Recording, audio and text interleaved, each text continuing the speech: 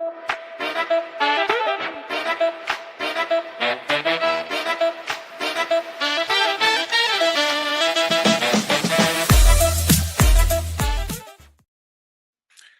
morning, everybody. Welcome to episode 000034 now of Live Live. It is Wednesday, March 25th.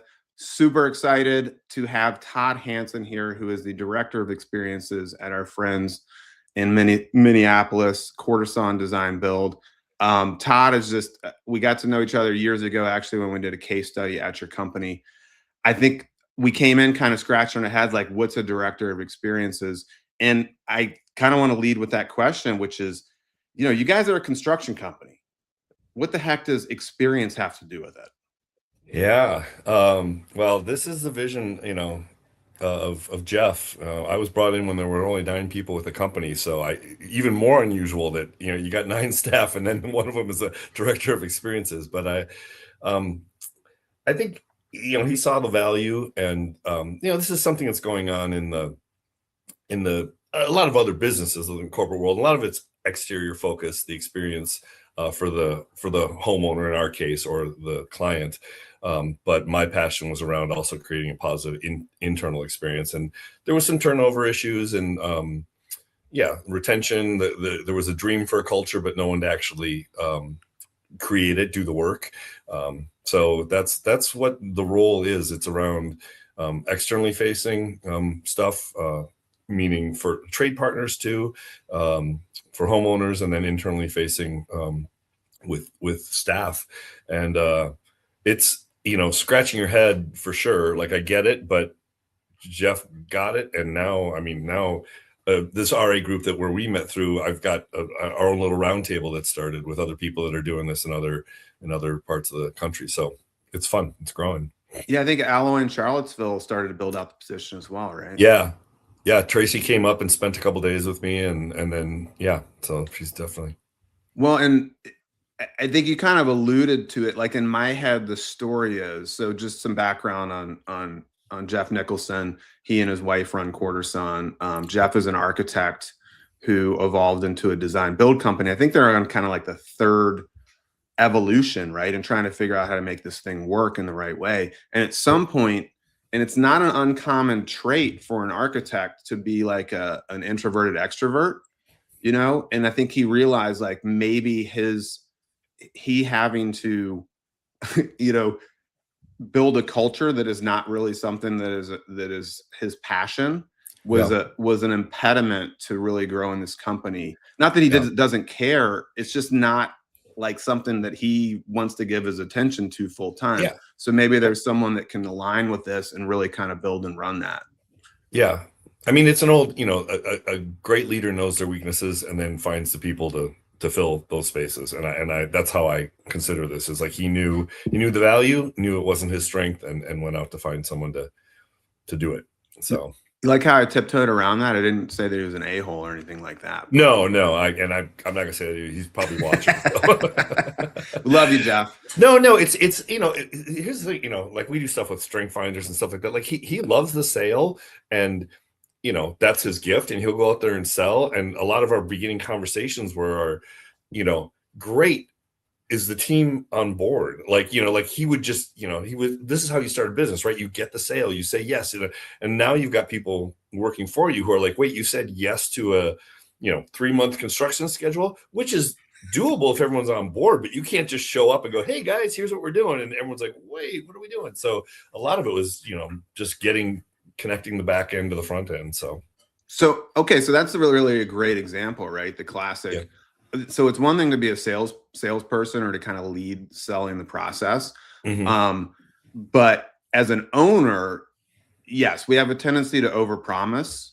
Yep. Number one, because we don't actually have to do the work.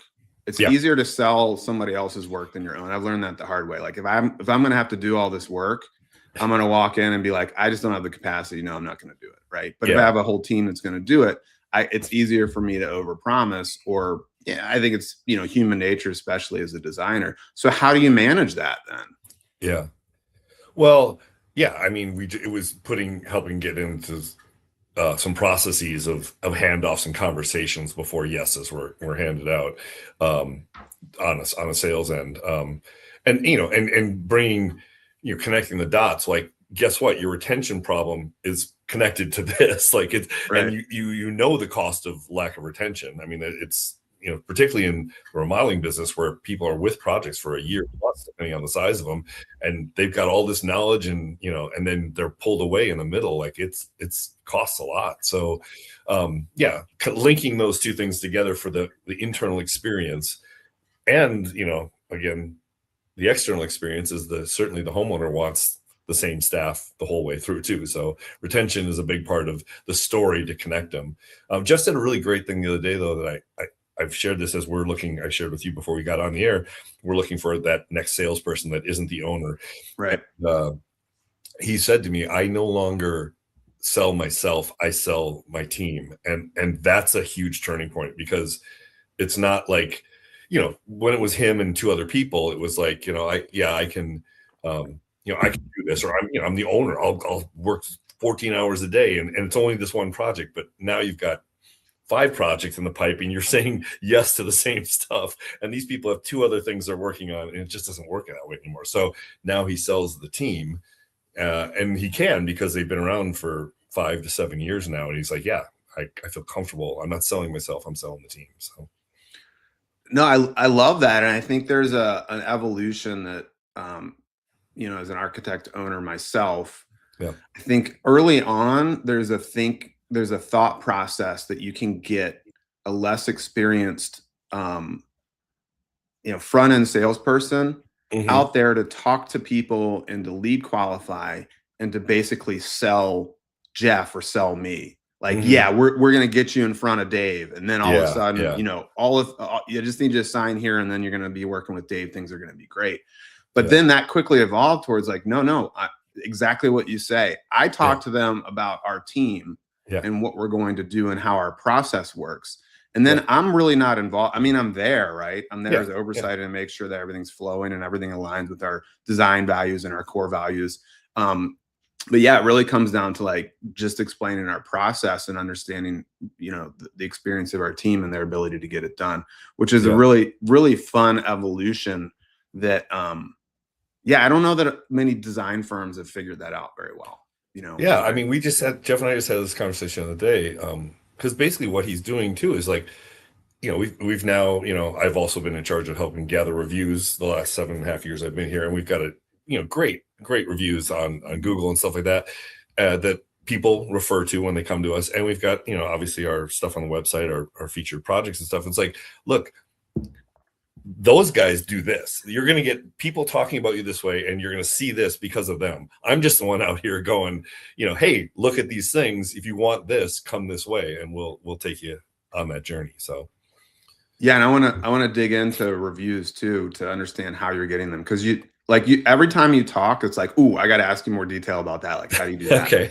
Cause you live in the world of all the stuff that, like, as a more than full-time job, all the stuff in the background, as well as, in the foreground that often gets overlooked, or we just don't put the time into because we're so busy moving projects forward. But I'm kind of curious in terms of your process. So at the client relationship, from the client relationship standpoint, when is your kind of first touch point with them? Or are you involved throughout the sales process or the design process? What does that look like?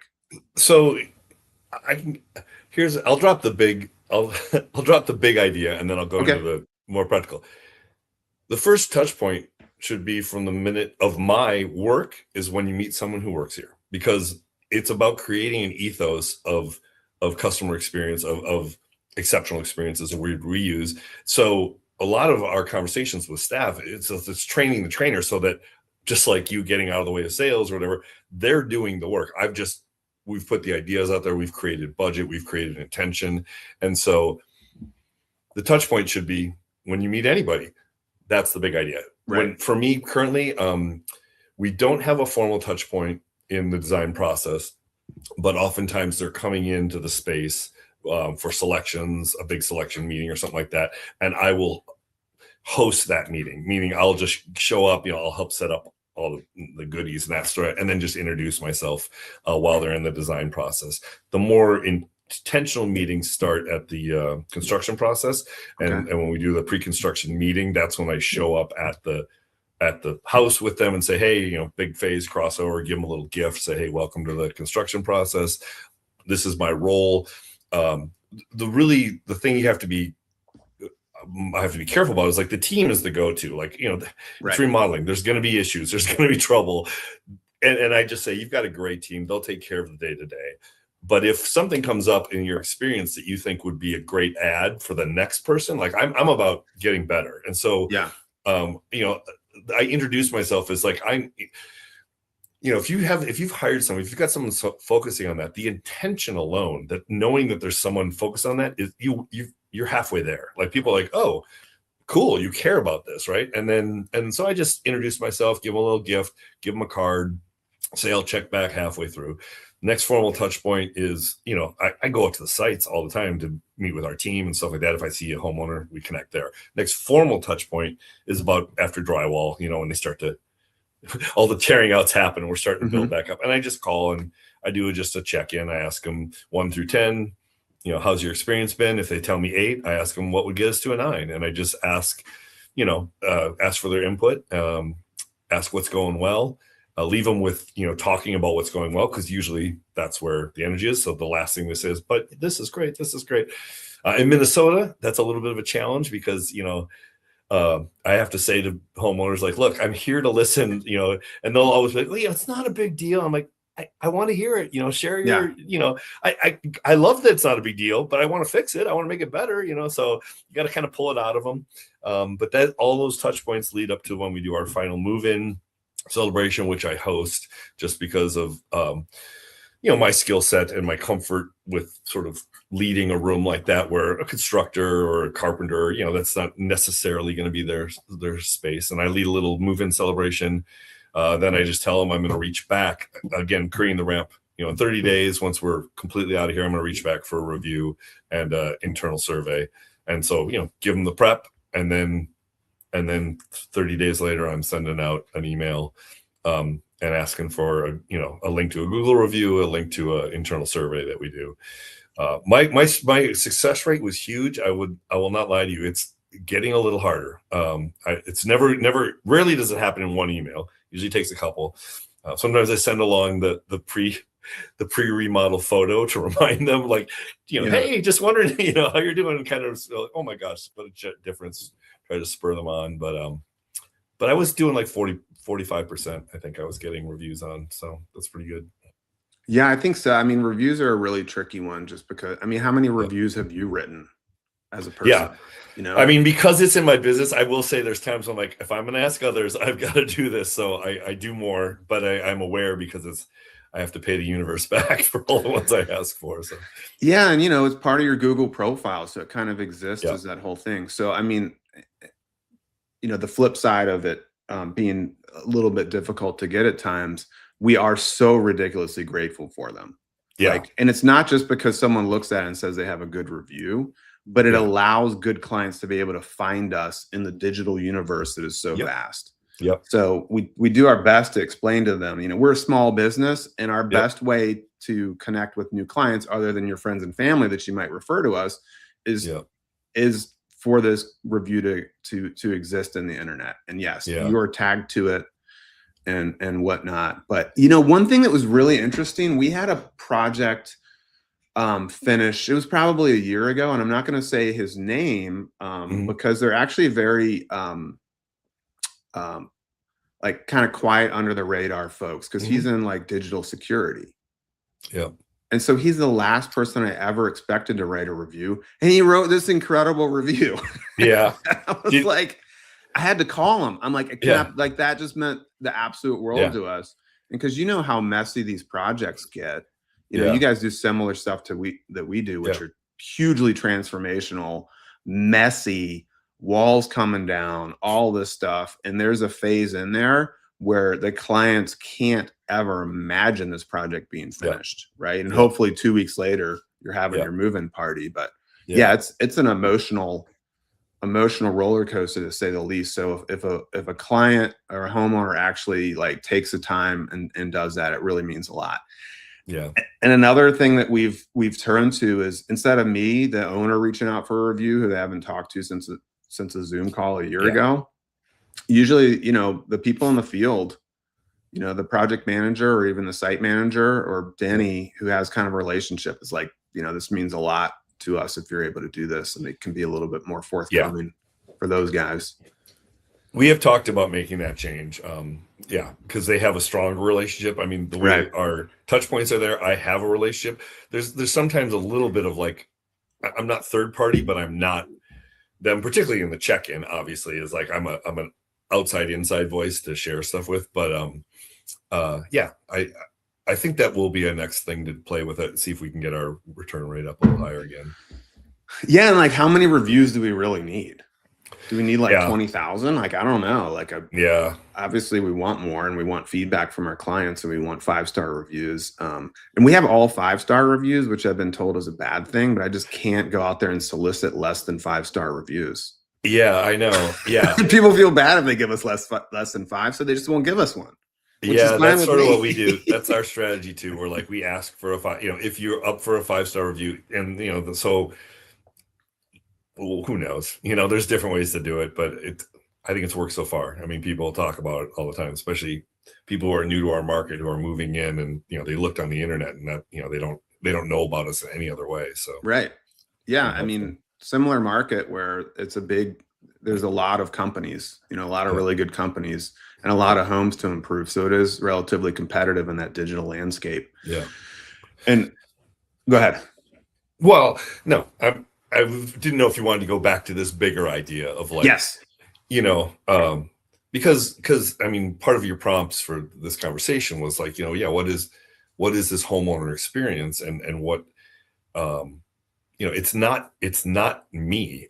I mean, I am part of it, but I can't, it is me helping create systems, helping create awareness, helping create, share examples, share ideas of what this looks like, and training the staff to understand it and see it, so that there's this whole ethos. Also the trade partners. I mean, if your employees are having a good experience and your trade partners are having a good experience, guess who also is going to have a good experience? So it's a whole ethos that you're trying to create. And so in the homeowner world, I mean, there's the version of like, we give them this gift at the end, or we do this interview, but it's really when it's great is when that the carpenter hears them talking and saying, oh, grandma's coming to town this week, oh my gosh, she's going to want to see the basement, and he hears that, and then he goes and throws up a temp rail for the weekend, spends 20 minutes. There's no, it's not a change order. He just hears it and goes, I'm putting up a temp rail. And then as he packs out that day, he goes, there's a rail for grandma to go down and see the basement. And they're like, oh my gosh. I mean, that's it. I mean, that's the experience. So that's the legend, right? I'm sure you read Unreasonable Hospitality. Yes. Actually, I have not. And you've already lived it. I've done the Danny Myers setting the table. That's a big one that we've collecting dots, and we talk a lot about the story you leave them with, which is out of his. You're probably the third person this week who's reminded me of that other one. So I will. I mean, that is like spot on with what he talks about in that, which is understanding and listening to. They would know when people would come in with suitcases. It was either their first meal in New York City or their last meal in New York City. Yeah. So they'd have like these perfect gift boxes for the flight home, and like all these things that they would, just do to create legend. Yeah. Is really, the stories that people talk about, and that railing is exactly exactly that. The other one that I love that Danny talks about is how you recover from a bad experience. Like how do you recover? And the story in the book is that, I think it was John Kerry came into one of their New York restaurants, and they found a beetle in the salad, right? It's like, whoa, and they took it back. Mm-hmm. And the whole thing is they've got a great database, everything's recorded, there's a profile on John Kerry, like what he likes to eat, what his favorite, all that's in there. So he shows up at another restaurant of theirs, of Danny's, like 2 weeks later, and the maitre d' goes, okay, he's here. Oh my gosh, he had a beetle last time. And Danny goes, here's the deal. Go out, get a picture of Ringo Starr, cut it out, put it in a toothpick, and stick it in the middle of the salad. And when you deliver it, say, Mr. Carey, I heard you like having a beetle with your salad, so here you go. And he owns the mistake. Like, we effed up, but they have a little fun with it. And guess what story he's telling now? He's not telling the story of the beetle. He's telling the story of the beetle. So that's a brilliant example of like what it's like to create an experience. Because as we're talking about, we're gonna draw from this well. There are gonna be moments draw with it. So authentically, as much as you can fill that up without not just recovering, like, oh, we effed up, I'm going to bring this thing in now. No, I'm just going to fill this up with authentic connection. Oops, this happened. And then at the end, you leave them with, what story do you leave them with? We talk about that in our post-production all the time. What story did we leave them with? What are they saying at the cocktail party? So. Yeah, and there's so many things. Like, I love to just kind of brainstorm this stuff. But one that I always think about is on garbage day. And after the garbage gets picked up, someone go wheel their garbage cans back to the garage. Yeah. And then when you're gone and the project's done and they're going to go down there and grab their garbage cans and be like, oh man, I liked it when they took my garbage cans every day, right? I miss those guys, yeah. Yeah, those little things that are just like, because you walk past them, you park and you walk past them. If it's empty, pull it on up for them. Like, that's rainy day, pull in the kids' toys and the bikes, put them in the garage. They'd be fine, but just do it. Just take 5 minutes to circle up all the toys, pull them in the garage. I mean, a lot of times our homeowners aren't on site when we're working, but occasionally they are. So. And the argument against it would be that it costs money, and we're trying to provide low cost, value driven solutions to our clients. But that's a completely different thing. I don't think that that's what our companies are trying to provide. We really want highly satisfied clients experientially the whole way. They're hiring high level professionals and spending a lot of money and a lot of time to really make their house, really special for their family to raise their kids or to retire in. And they have good jobs that they want to go to and not have to worry about all this stuff, right? So I think it's kind of, you have to do it. You have to invest in it. Otherwise, what are you doing? Yeah, well, I mean, it is certainly part of our strategy. I mean, we work with a certain clientele, and our phrase is exceptional design, exceptional experience. So it's like, that's what we talk about all the time, where a lot of design builds don't put as much effort and into the design element. We're a highly architectural driven design build, as you guys are. And so if the people appreciate that, there's a bit of a boutiquiness to that in general. So I have an appreciation for design. We're also designing your experience. I mean, we're not, that sounds too intentional, but it's like, we're here, and we're here to take care of you. And that will, like I said, even mentioning it and having it is half the battle. When I call, sometimes on Fridays I do random check-ins. I'll just call and say, hey, Todd, just, checking in. I get voice. I never talk to anyone, but I've called them. They know I'm thinking about them. It's like, it's just it feels good. Like, oh yeah, someone's checking in with me. No, I'm good. But I feel like I lost my train of thought there a little bit. But well, I'm kind of curious. Oh, the cost. You were talking about the cost, and I mean, there's no line item that says director of experience on it. I mean, it's built in, Absolutely. So Jeff sells with it. I mean, he'll talk about the role, and if they think that's value, if they value that the same way they'll value the beauty of what they see designed on it, then they're willing to pay for it. So, I mean, honestly, I think that's one of the issues with our industry over history, and really at least in the Chicago design community as well, is I don't think that there was enough attention given to that. Yeah. And it's not a and item to me. Yeah. Like, it should be, if someone's not doing it at your company or taking a lead on it, it needs to be, driven. It has to be. Yeah. It has to be. You said one of my favorite words, intention. I mean, it is the intention of it, giving it that name. I mean, depending on what your size of your company is, I mean, I wear other hats too. I mean, I don't, I sit on a leadership team. For a while I was the marketing person. Now we've gotten large enough that there is a marketing person, which is pretty funny having me do Instagram, because that was rough. But you have some dedicated time, some dedicated space for somebody to put intention into this, and choose whatever you can do with that amount of time to give it some intention is huge. Because I mean, this is a game of, we all know it's referrals and repeats are the bread. That's the gold, right? And that's, I just ran the numbers. I think we're at 240 projects over our 20. We're 21 years as of Saturday. Nice. Our founder day. Yeah. And over 20% of those are repeats. So we just did a new house for a 5-year, for a 5th time client. We just built a new house for them. And last year in general, when it was a little tough, it was the referrals and the repeats that filled our whole pipeline. And that comes from the experience. I mean, yes, it comes from the quality of design. And then, is it Maya Angelou who always said they don't remember, they won't remember the cost. They'll remember how you treated them. You don't remember what people say. They remember how they felt when they were with you. And that's kind of what we're playing on. It's like, oh yeah, that's right. They blew all that. Oh man, it's that one day. But really, that's going to fall away when the whole experience, when the quality design's there, when they're living in the space, and their story they're telling is, oh my gosh, they put up that railing for my grandma when she showed up, Absolutely.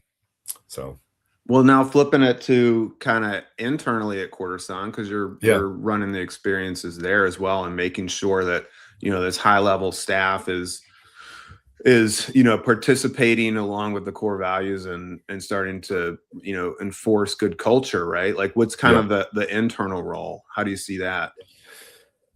I mean, the intention of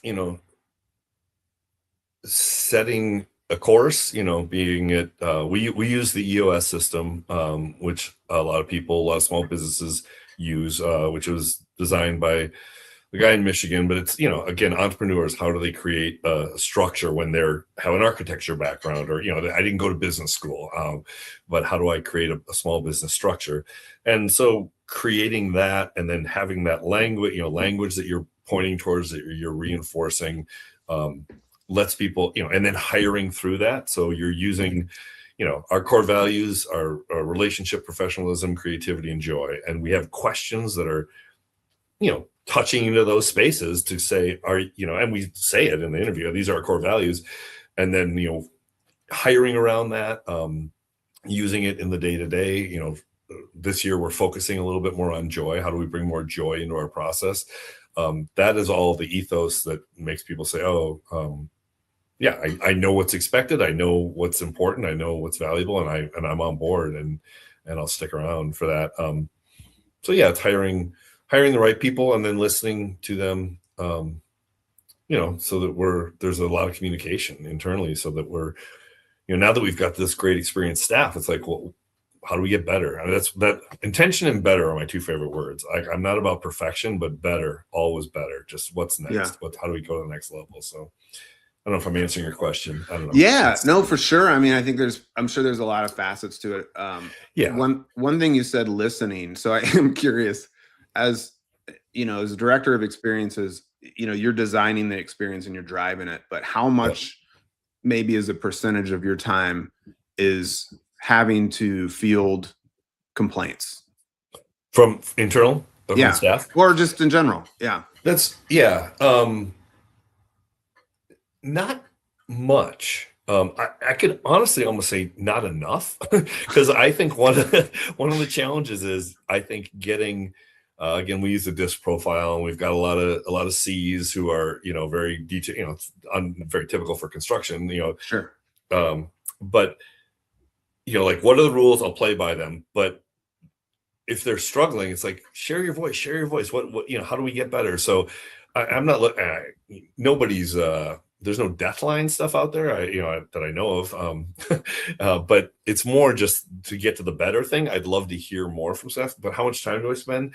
I mean, at this point, as we were smaller, it was building a management structure and helping coach managers so that they had a place to go to. Because when I first came on, Jeff managed everybody, and he was the owner, and that's a very different role. How do you complain to the owner? It's just it's a harder space. So I become a sounding board and a space to gather concerns and issues. Now then we got management structure in place. Now there's a more a structure where they go to. My role as director of experiences, I meet with it after the first year. I meet with every staff once a month, really just to answer their questions, as we come up upon a yearly thing, like, what's this thing, like, what is this in the culture? Or, I don't understand this. And as they're getting used to who we are and all that. So I field a lot of that stuff. Again, the manager can field it, but I just check in because it's it's an HR role. It's a soft HR role. I don't do insurance. I don't do 401ks. I do hiring, recruiting, and then retention stuff. Okay. So I meet with new staff once a month.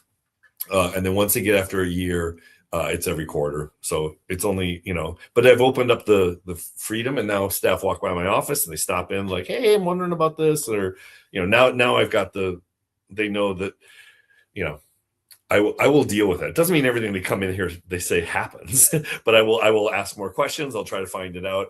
And then the danger, again, same with the homeowners, is not to triangulate, right? Like, my job is not to, talk to your manager. It's like, have you talked to your manager about this? A lot of my stuff is coaching them to have conversations like with a trade partner or with another employee, where it's like, I'm struggling with this. Well, here, so there's sort of a internal coaching role that I bring that's in my background. So, but if I answer your question, I mean, I don't spend a lot of time dealing with issues now. It's more. No, it was a little bit of a leading question. I think I thought your answer was great, right? Because you're really established as a coaching role, and then you'll deal with stuff from there. Yeah. Sometimes you look at, HR, director of experiences or something like that, and it's someone that's been put in place just as a buffer to everybody else. Yeah. Right. Yeah. Like, go talk to Todd about it. Yeah. No, that's not the intent. That was kind of where I was going with how that could shape. Yeah. Up. So now that the structure is in place, it is more like, particularly, the HR element is, if they are struggling with their manager or something, then I am the outlet. It's like, right. But then it's always to coach them. Well, here's, have you had this conversation? Have you been direct about this? And coaching, not triangulating, which is dangerous. So then, you mentioned EOS. So you are on leadership team. You're a department head. I am. So Department of One. So that's what I was curious about. Like, is marketing totally separate? Say it again. Marketing is totally separate. So, yes, actually, that's a space where. So Jeff currently is still, in charge of. We have a marketing manager, but he's the head of marketing as well, and we're actually having a little trouble flowing some information into the leadership meeting through that way because of Jeff's an owner, overwhelmed, not his space, doesn't love the numbers so much as the ideas. That's the space I'm kind of poking my head into a little bit more. And we are looking for a new salesperson who would also, might sit on the leadership team that way. Well, I'm curious about Tracy at Alloy, and I'll have to reach out and have her on too, because I believe she and they're growing, but smaller than you guys. I think she's kind of running experiences and marketing, right? It's kind of a hybrid role. Yeah, I think she would say she's supporting marketing. She's office manager and she's doing experiences. So I think office manager is kind of the most. Well, I don't know what the percentages are, but then she's supporting marketing and she is doing experiences. And she comes from a hospitality background. Here we are. We're quoting Danny Meyer, and right. Outrageous hospitality. Is that the right title? Unreasonable. There we go. So that's that's not a bad space to look for this role, is in the hospitality space. So. And now you're an actor. I am. So did you I'm a recovering actor. As an actor, did you have hospitality? Because that's a common side job while acting, right? So were you in hospitality as well, or how did that all kind of align and come to be? Yeah, I think it's probably some of I bartended. I worked in a lot of restaurants. So some of that, I think it's just a lot of, back to the disc too. It's a lot of the eye that a lot of actors have. It's just that comfortableness with different people and different ideas, and inspired by connection and people. So that's all. I think that all plays into it. I'm not gonna lie to you. I'm sure some of my therapy helped too, because it's you bring all those tools into how you deal with people and the conversations.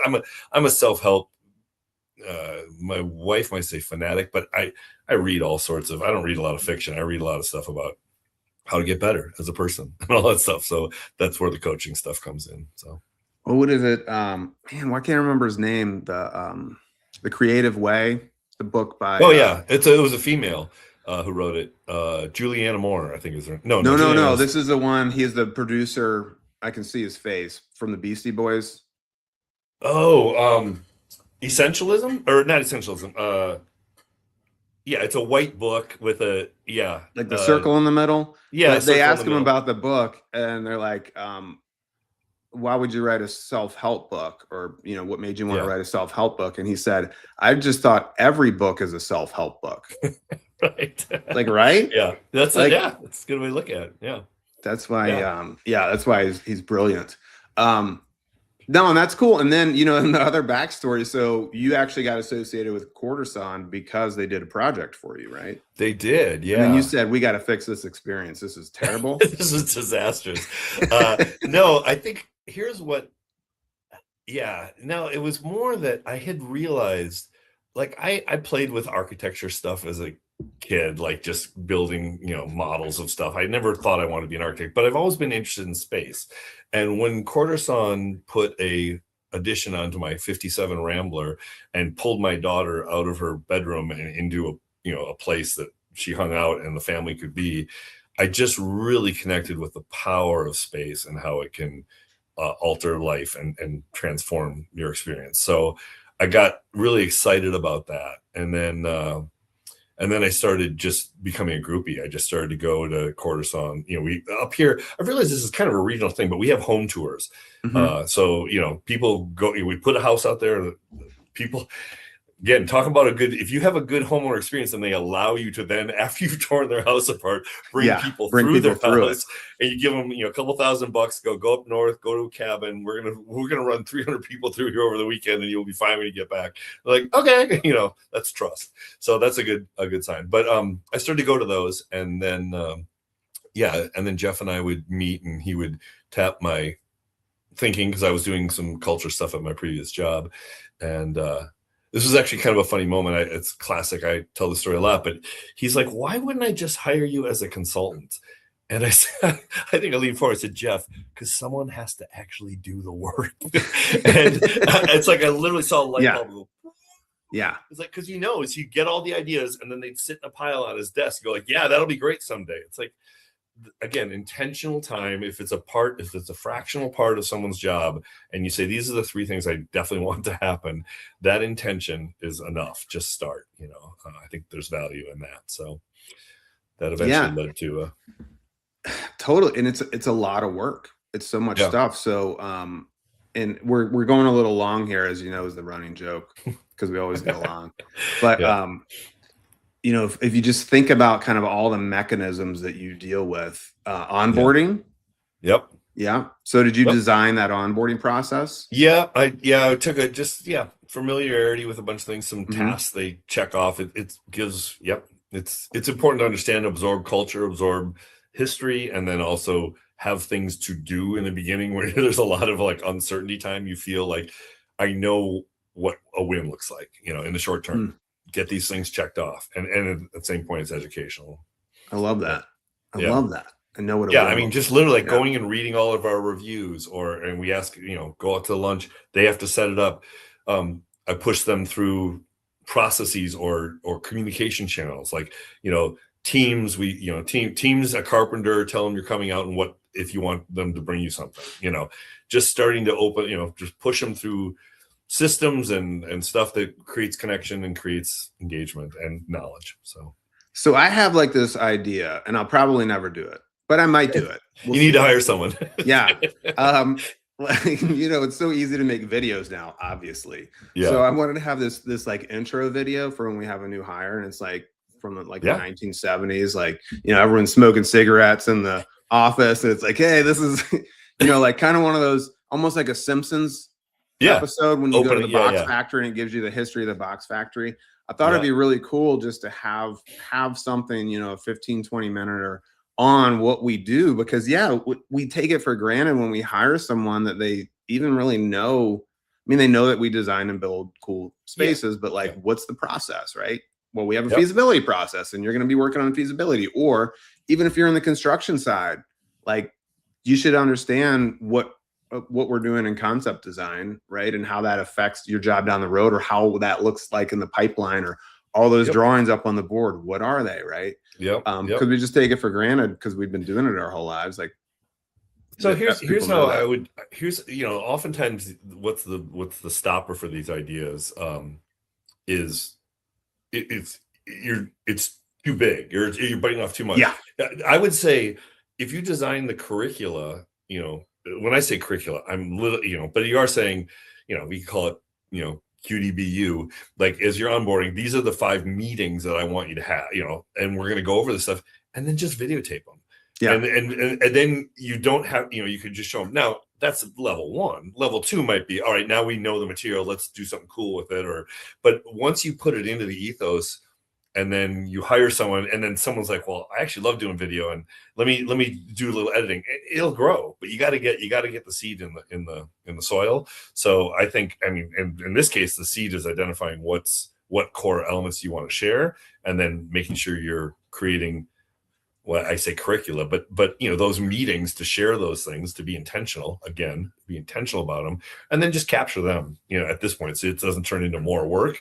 And then you've got a video library, and then you can go from there and build on it.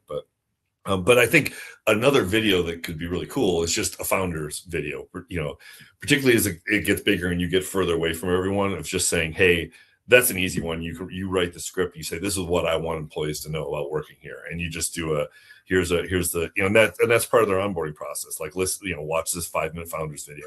We have people hear the origin story. Like, I taped Jeff one day just saying, what's your origin story? And then we just say, this is on your list. Listen to the origin story of how we're here. Love it. Which has a lot to do with him just watching people be so upset coming back to an architect firm going, they say they can't actually build this, or this is 3 times more than you thought it was going to be. It's like, this is crazy. Like, people are so unhappy. There's got to be a better way. So, he gets into design build. He sees the possibilities of bringing people along, letting him know the costs, know the certainty of the buildability. And that's what inspired him to. So now you kind of get, this is the origin, homeowner empathy, trying to, make sure they're having a good experience. Literally, that's where it starts. So that's a good place to start. Just the origin story, or a homeowner video, which could have the origin story and what you want people to know. I love that. And you want to know my cheat code on that too? What's that? I could do it this show. So I could literally do. We could just talk about like how we onboard. Like, I could have Sarah or Meg on, and we could talk through how we're going to onboard. Like, here's what you're going to do in your first, I don't know that anybody would listen or not, but at least we have it recorded. You've got, I get it. You've got the time slot. It's, you're just you're repurposing it. You're, for maybe you'd only do one of those every, 2 months or something, and you build a library and you have your own staff on, have them talk about it. And or I'm just going to have their onboarding. They're going to have to watch every episode of LivLive. That sounds like an ego thing to me, Dave. I'm not. Perhaps you should get into acting. Yes, I know a guy. I know an. It's not about me. It's about the guests and how they're trying to help us improve. We're all learning from them. But that was a little bit of the impetus for this show. Well, not really. So like 4 years ago or 3.5 years ago, I wanted to do a podcast, like live show, but I couldn't figure out what it was because to your point, trying to do too much, right? Yeah. How am I going to script it? What's it about? And then, I just said, let's just do it, and we'll just do it live and see where it goes. And part of the original idea too was, if I do this show, I've just had so many great guests. It's hard for me to like pull away, but I want to have like Anna on and have her just talk about the selections process and countertop selection. And that serves training purposes. It also serves educational purposes for our clients. Like, hey, you're going to go to showroom day. Turn this on and listen to it in your car. It's kind of like what to expect, right? So anytime we can serve multiple purposes with content that we create, that's the idea. But I just have so many cool people on. I haven't gotten to anything fully educational for our process yet. Yeah, well, there we are. We might be at that pivot point right now where you're gonna. Yeah, this is it. I'm just gonna have to create another show because we do have another one. We have the. You could do. We have the afterlive. So that's where Sarah and I recap the week's show in 10 minutes or less. Behind the live. Yes. No. Well, it's like, yes, afterlife is, there's a lot of puns. I see what you're doing. I see what you're doing there. So other like super cool things that I've been to you guys' office. It is unbelievable. It's beautiful. I know you were a big part of that. And then every office has a disc profile on every desk, right? Yep. Yep. Are you the brainchild behind that? Yep. It's something I brought, I'd seen it before. It came from my previous job, and I was like, yeah, let's do it. It's got the disc, it's got the profile, and then it's got the 5 strengths, and it's just in a little placard outside every door. Really helpful for first new employees, particularly, because name and all that stuff. But yeah, you like walk over to their desk, you're like, ooh, hi D. Maybe I'll go over to the I table. We've only got one of those, and that's Jeff. So everybody knows it too. Because we also have, we have this, this lives on our world, and there's Jeff. Yeah. And so yeah. I love that. Now you know, all the what are some other things that you've kind of done to radiate that culture? Like those are just two perfect little examples, but yeah. And let me go. I'll go. This will be a chapter in my book at some point, but this is a phrase I use a lot, which is name it, circle it, and point to it. So first of all, the intention is to say this is important, to name it, whether it's disc, whatever, and then circling it. Well, to name it, this profile, and then circle it. Yeah, this is important, and then point to it means we keep talking about it. We don't let it go. How many times again? You need someone to do the job. Like, oh, great idea. I got this from the consultant. Here's an idea. And then you go away. It's like, that doesn't work. You gotta name that it's important. Then you gotta say it's important by circling it. And then you gotta keep coming back to it. You gotta point to it. So I love whatever it is you're doing to build a culture, whether it's language, our theme this year is one team. We're trying to, not that we have huge silos, but there's always more to do. So our props cards are all one team. But you got to keep these around. You got to keep talking about it at meetings. Like, hey, what's you seen someone with a one team, name it, identify it, circle it, say it's important, keep pointing to it. So that's how you create culture, whether it's language, get your leadership team using the language of the core values, get them using exceptional experience, exceptional design. Just, you got to keep, that's what creates behaviors. Have your walls talk for you. That's another one big one I say, like, what's on your walls? That's part of your culture. Let them talk, whether it's reviews, a lot of us photos of our projects, but use those walls. They speak. So put valuable things on them. That's great stuff, man. See, that's why we go long, because we really get into like the I know. Yeah. No, I love the name it, circle it, point to it. Yep. And so by having that, you were actually naming that, circling it, and pointing to it. Yep. Yeah. Little meta. Which is, dude, that's the first time I've heard that. And I love everything about it, because I have a whiteboard here and I have some stuff circled. I don't know if pointed to. Yeah. That's the real stuff. So let's talk about, director of experiences. There's a role. And then you say it's important by paying the guy, right? And then you make connection points, and so that you keep coming back to it. Anything, give it a word, give it language, make it important, and then keep pointing to it. So that'll be my book. This doesn't look unlike that book cover that we're talking about. I can't. It does. It looks exactly like the creative way. Essentialism is a similar thing too. So yeah, or maybe it's the creative act. I can't remember. What's that? Maybe it was the creative act. I can't remember. Yeah, something like that. Yeah. I read it with my daughter. I actually didn't. I thought it would be better. It's kind of like he's just journaling. There's some good stuff in there. It's totally journaling. It wasn't as there was no real structure to it at all. So it's more fun just to listen to him on podcast. Yeah. But it was it was a self-growth learning experience. Absolutely. Todd, this is so cool, man. I appreciate you taking nearly an hour here. What does the rest of your day look like? What do you got going on? I don't know. I kind of make it up as I go. No, put you on the spot there, didn't I? No, we have a leadership team meeting on Wednesday. I got that in the afternoon. I'm gonna go out and meet with one of the carpenters on site. His 3-month check-in is today. It's Mirza, this is a great sign. He started our March Madness thing. We call it Mirza Madness. Again, we named it. It's not just March, it's Mirza Madness. So we've given him, he's the one who brought it to the company, and now it's his part of the culture, right? So it's not me going, let's do March Madness. It's like, no, Mirza brought it. It's Mirza Madness. So I'm going to go out and meet with him at a site and then come back for a leadership team. Awesome. No, I love all that stuff. And I know as companies grow, like this just becomes more and more and more important, right? So I appreciate you coming and talking about it. Yeah. Well, open the conversation if other people want to talk to it. It's, always awesome for that. Yeah. I'm going to get you back on here again too, because I want to talk about all the parties that you throw, like the move-in party and all anniversary parties, because that's a big part of it. And it's a hard thing to do and time flies. So yeah. Plus, and I know we got to go, but real quick, like the fact that you're able to do the move-in party is like one of the hardest things, because it never feels like in a remodel project, there's that perfect move that bus moment. There's always a cap. There's always something. So are you guys pretty consistently able to just like nail that, even though we're missing cabinet doors, or do you wait until the cabinet doors are in?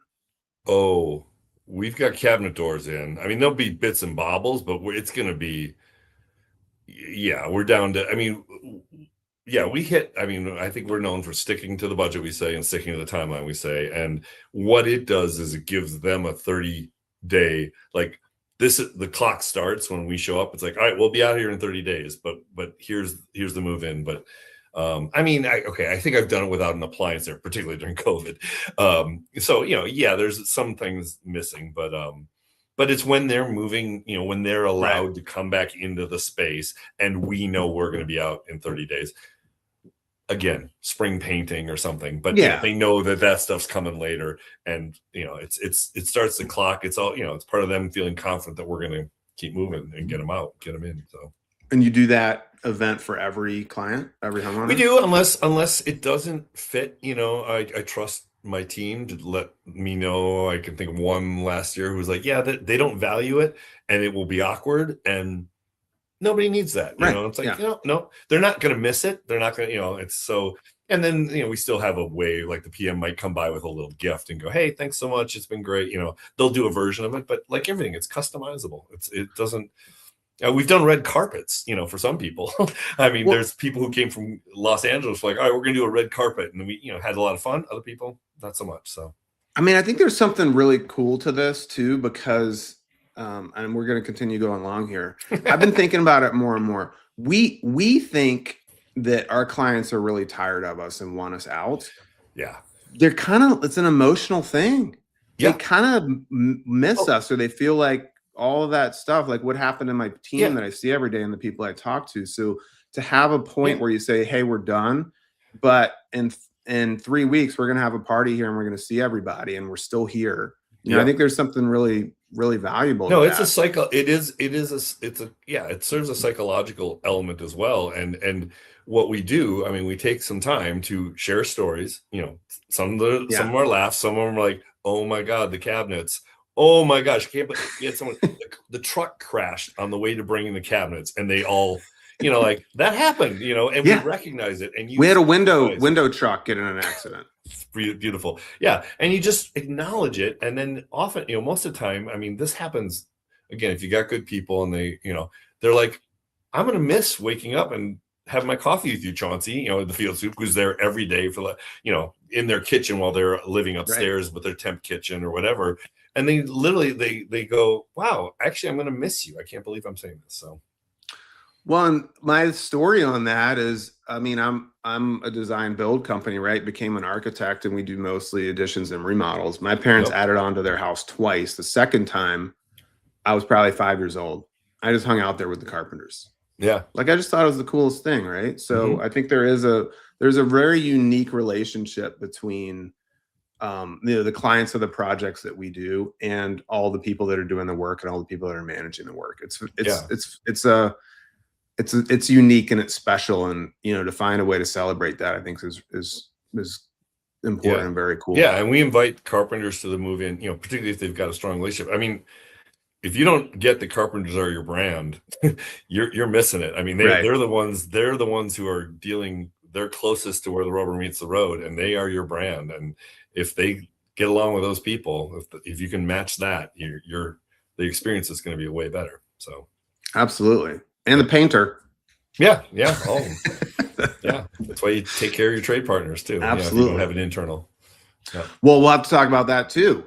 Trade relationships. Yeah. I imagine you manage that experience. So we're doing this summer. We're going to do an award ceremony, and we're going to bring in the man, mid-level, not the owners, not the guys on the floor, but we're going to bring in the managers, the guys our field soups talk to, and we're going to do some goofy awards and have some fun and treat them, nice hors d'oeuvres and drinks and have a little fun. So love it.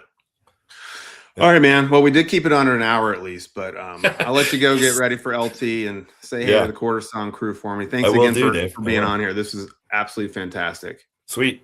Had a good time. All right. We'll see you soon. Thanks, Todd. See you, man.